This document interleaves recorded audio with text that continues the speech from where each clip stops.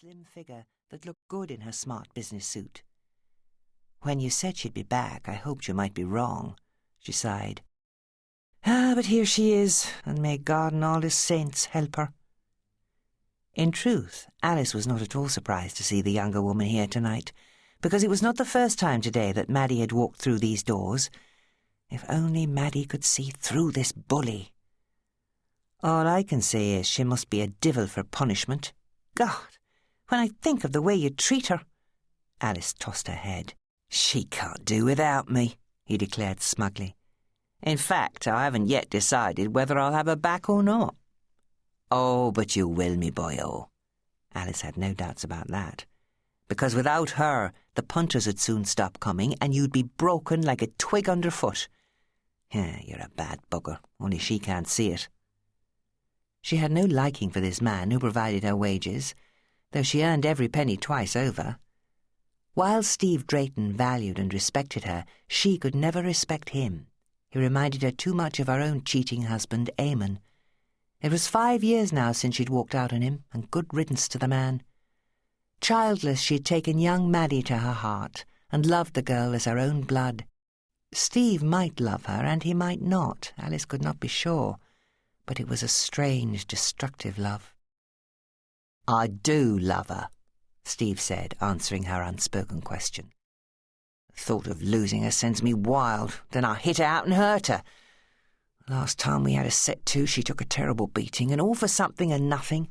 A fella at the club put his arm round her as she walked out, and as usual I laid the blame on her." He sighed self-indulgently, and straightening his shoulders beneath the beautiful cloth of his Jermyn Street suit, Steve drew himself up to his considerable height.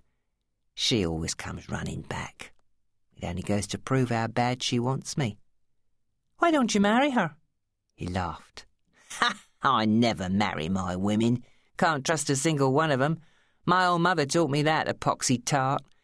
God knows who my father was. She had more men than you've got spuds in Ireland, love. No, there's no woman alive will get me shackled to her. Women are good for one thing only." Swinging round to face Alice, his mood suddenly darkened. "I think it's time you got back to work," he hissed. "Before I get to thinking I might be better off with somebody who doesn't ask so many questions. Bloody women is nothing but yap, yap, yap." Still weaving a path through the dining tables, Madeline moved on towards her tormentor, the man she could neither live with nor without. She loved him, she hated him. And now, as she glanced at him across the room, she wanted him as much as ever.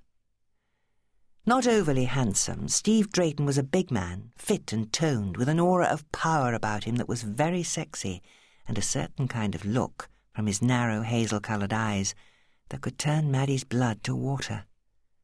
There was always that niggling doubt that he might throw her aside, that he would find someone else younger than her 30 years, and she would have no part in his life. In her heart she knew that might well be for the best, but she hoped it would never happen.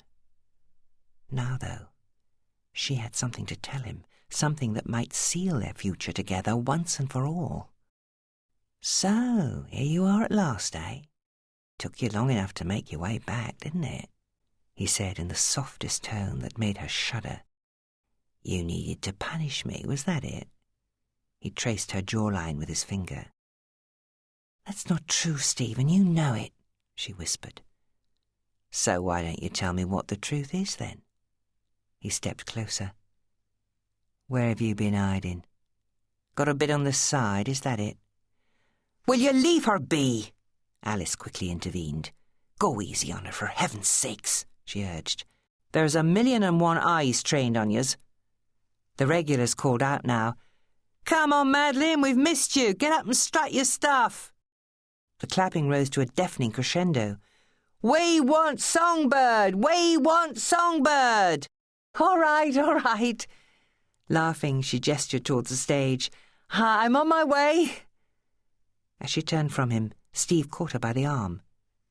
"Surely you're not thinking of performing tonight? You've only just walked in, damn it. We need to go somewhere we can talk." Although he had other things on his mind than talk. "You want to rehearse, decide the songs. Besides, we've already booked a comedian for tonight." "He's been cancelled," Alice interrupted. "Cancelled?"